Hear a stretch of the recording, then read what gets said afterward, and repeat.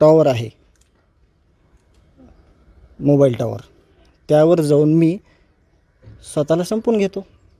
ते खून प्रकरणातील जे आरोपी आहेत यांना शिक्षा झाली पाहिजे. आणि खंडणी ते खून प्रकरण हे काय कनेक्शन आहे हे CIDनं ज्या दिवशी सुनावणी झाली पहिली 31 डिसेंबरला त्या दिवशी स्पष्ट केलं होतं. त्यावरच 15 दिवसाचा PCR दिला होता आरोपीला.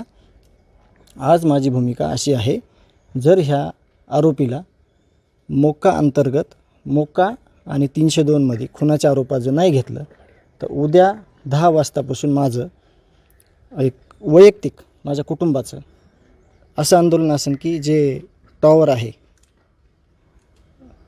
मोबाईल टॉवर, त्यावर जाऊन मी स्वतःला संपून घेतो. त्याचं कारण असं आहे की हे जर आरोपी ह्याच्यातले सोडले तर उद्या हे पण माझा खून करतील, हे पण मला अशाच निर्घुण पद्धतीनं, मग माझ्या कुटुंबात न्याय मागणारं कोणी नसेल.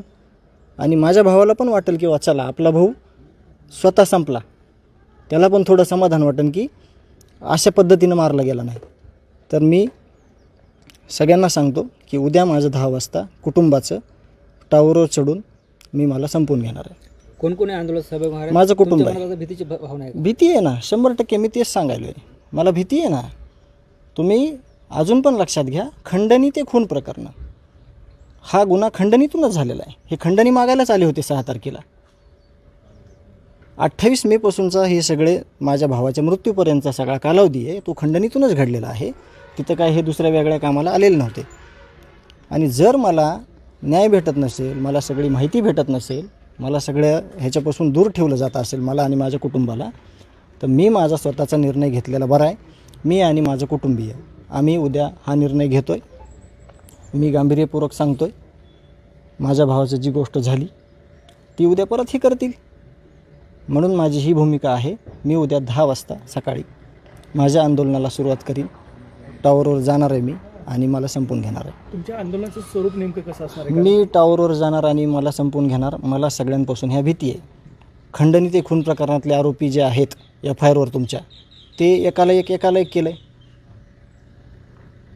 7वा आरोपी ऐन टायमाला येतो, 8वा आरोपी, आणि त्याला खून प्रकरणात घेतलं जात आहे. योग्य केलं आहे. पण खंडणी ते खुनापर्यंतचे जे आरोपी आहेत पहिल्यापासूनचे त्याला जाणीवपूर्वक बाहेर काढलं जात आहे. आम्हाला माहिती दिली जात नाही, गावकऱ्यांना दिली जात नाही, मला देत नाही. मग मी विश्वास ठेवलेला चुकलो का? मी मुख्यमंत्री साहेबांवर विश्वास ठेवला. कालपर्यंत बोलतो आहे मी की माझा सगळ्यांवर विश्वास आहे. पण यंत्रणा जर आम्हाला सगळी माहिती देत नसेल, कोणाला तरी वाचवण्याचा प्रयत्न करत असेल, तर आमच्या ह्या न्याय मागण्याला मला वाटते काहीच अर्थ नाही. म्हणून मी गांभीर्यपूर्वक सांगतो आहे की माझं उद्या आंदोलन असेल आणि मी तुम्हाला आव्हान करतो आहे की माझं आंदोलन हे अशा गोष्टीनं होईल.